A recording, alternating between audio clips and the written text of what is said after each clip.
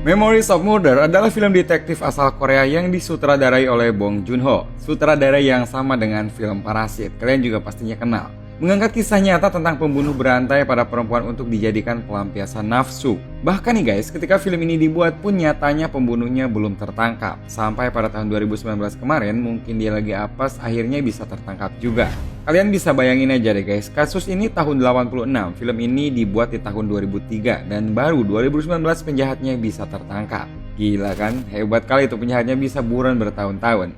Park Do-man adalah seorang detektif terbaik di desa itu, walaupun kenyataannya dia punya sifat yang ceroboh. Satu lagi rekannya yaitu Yungko, dia punya sifat temperamen dan juga selengean. Dan yang ketiga ada detektif Seo Tae-yoon yang terbilang paling teliti dari semuanya. Nah itu dia para aktor utamanya. Kalau kalian udah jelas, langsung aja kita langsung ke alur ceritanya. Film diawali ketika detektif Park Do-man yang merupakan polisi di sebuah desa tiba untuk menyelidiki kasus pembunuhan.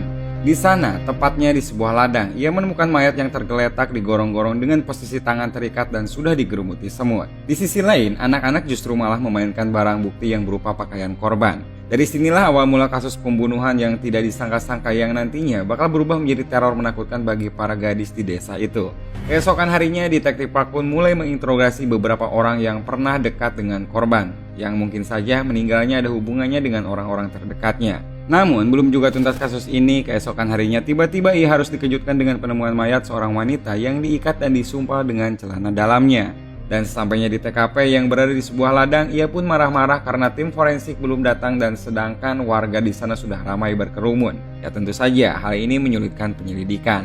Berita tentang pembunuhan ini pun menjadi ramai. Bahkan, istri Park juga mendengar desas-desus tentang seorang pemilik restoran yaitu Baek yang disebut sebagai keluarga pembunuh wanita. Istri Park juga bilang guys, kalau Baek juga punya anak bernama Kwang Ho yang kurang normal. Kata dia, Kwang Ho ini sering mengikuti korban sebelum dia meninggal. Jadi cerita ini pun tentu membuat Park curiga dan langsung membawa Kwang Ho untuk diinterogasi. Di sini Park mencoba menginterogasi Kwang Ho dengan cara memancing pembicaraannya mengenai wanita. Namun di tengah interogasinya yang serius, tiba-tiba datanglah rekan Park yang bernama Yungko dan tanpa basa-basi langsung menendang Kwang Ho. Nampaknya ia emang kesel banget, padahal mereka juga belum tahu pasti kalau dia adalah pelaku sebenarnya. Di suatu pagi, Park kedatangan rekan baru bernama Seo Tae-yoon. Sersan Haebong pun bilang kalau dia datang secara sukarela untuk menyelidiki kasus pembunuhan ini. Sembari Park menginterogasi Kwang Ho yang kesekian kalinya, Tae-yoon pun mulai mempelajari kasus ini. Karena Kwang Ho tidak mengaku juga, akhirnya detektif Park mempunyai ide untuk mengajaknya ke hutan.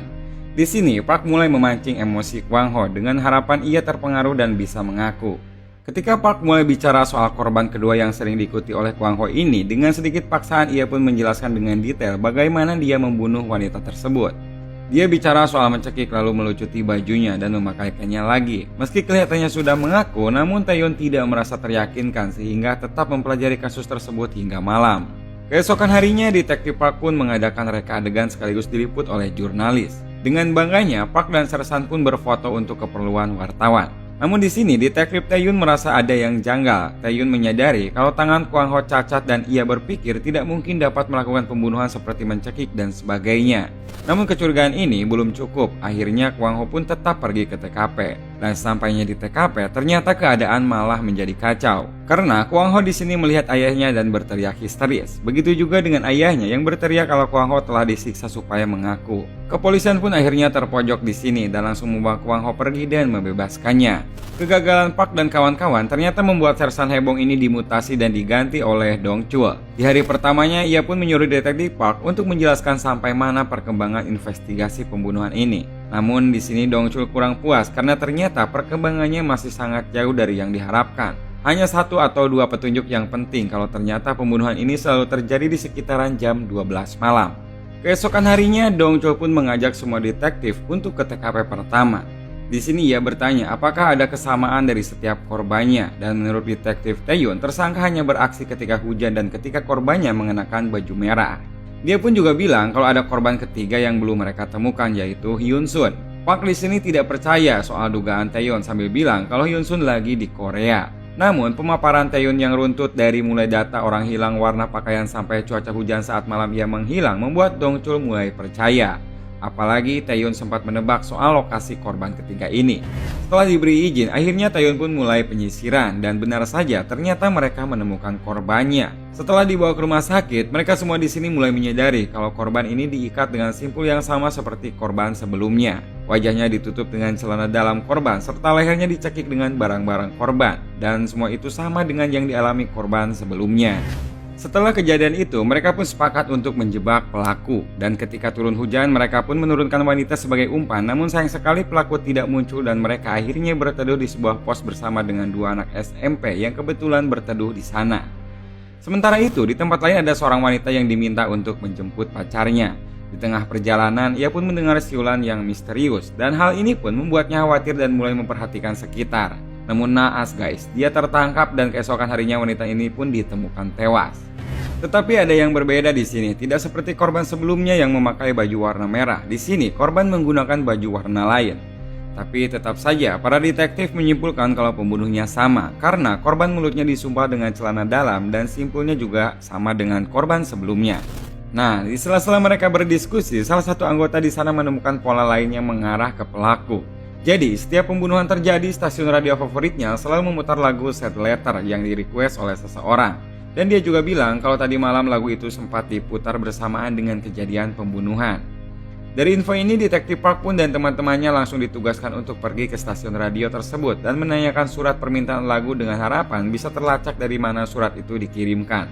Namun sayang sekali, pihak radio sudah membuangnya dan setelah dicari-cari tetap saja mereka tidak menemukannya.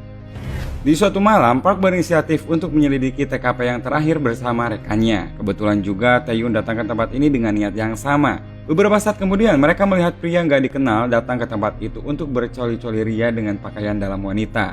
Sontak dari sini, mereka bertiga langsung sigap menangkap pria ini bahkan sampai terjadi kejar-kejaran. Selang beberapa waktu, kemudian akhirnya bisa tertangkap juga dan langsung diadakan interogasi. Ternyata pria ini bernama Jo Byung Sun. Di sini, pria ini mengaku kalau dirinya hanya ingin bercokil saja tanpa ada maksud lain karena istrinya memang sedang sakit dan tidak bisa memenuhi nafsunya. Namun tentu saja, para detektif tidak langsung mempercayainya. Di sisi lain, keesokan harinya publik makin resah karena Jo Byung Sun adalah orang baik yang ditahan secara tidak resmi tanpa bukti apapun. Sama seperti Kwang Ho, Detektif Park juga memaksa Byung Sun untuk mengaku perbuatannya yang dia nggak lakukan dengan mengikuti kronologi buatan dari Detektif Park. Karena ia merasa ini hanya karangan saja, dia pun berinisiatif untuk menambahkan cerita yang ia tahu. Kronologinya ia tambahkan dengan keanehan yang terjadi di sekitaran sekolah. Kalau di sana ternyata ada seorang misterius yang banyak dibicarakan orang. Tentu saja hal ini membuat detektif Taehyun curiga dan bertanya. Byung Sun pun langsung menjawab kalau warga desa semuanya udah pada tahu kalau ada orang gila yang tinggal di toilet sekolah di desa itu. Bahkan para warga menganggap kalau pembunuh berantai yang selama ini mereka cari adalah orang gila itu.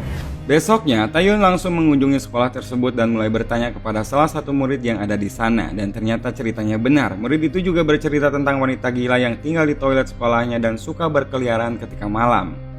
Gak lama setelah itu, detektif pun langsung menuju toilet yang diceritakan tadi. Namun bukan orang gila yang ditemukan, dia malah bertemu dengan salah satu guru yang ada di sekolah itu. Dia pun mulai bercerita kalau dia sempat mendengar tangisan seorang wanita di toilet itu. Dan tangisan itu berasal dari seorang wanita yang tinggal di bukit dekat sekolah itu. Selang beberapa lama, Taehyun pun datang bersama rekannya untuk menemui wanita tersebut. Ternyata guys, wanita itu tidak gila, dia hanya trauma dengan kejadian yang pernah dialaminya. Dia ini ternyata pernah menjadi korban dari si pembunuh yang lagi ramai saat ini. Dia juga bercerita kalau cara pelaku dalam menangkap dan mengikat korban sama persis seperti yang ia alami dulu. Namun sayangnya dia nggak melihat jelas wajah si pelaku. Dia cuma bilang kalau tangan si pelaku yang pernah membekapnya terasa lembut seperti tangan seorang wanita. Setelah interogasi itu, Taehyun pun kelihatannya semakin penasaran bercampur frustasi. Sampai di sini juga kita yang nonton bisa beranggapan guys, kalau si pelaku ini memang benar-benar pintar dan juga licin. Di sisi lain, Park masih berhadapan dengan Byung Sun yang kali ini digantung terbalik. Beberapa saat kemudian, Taehyun pun datang dan langsung mengecek tangan Byung Sun yang ternyata tidak lembut seperti yang diceritakan si wanita tadi. Park pun di sini tersinggung karena Taehyun tiba-tiba menyuruh melepaskannya sampai terjadi perkelahian di sini.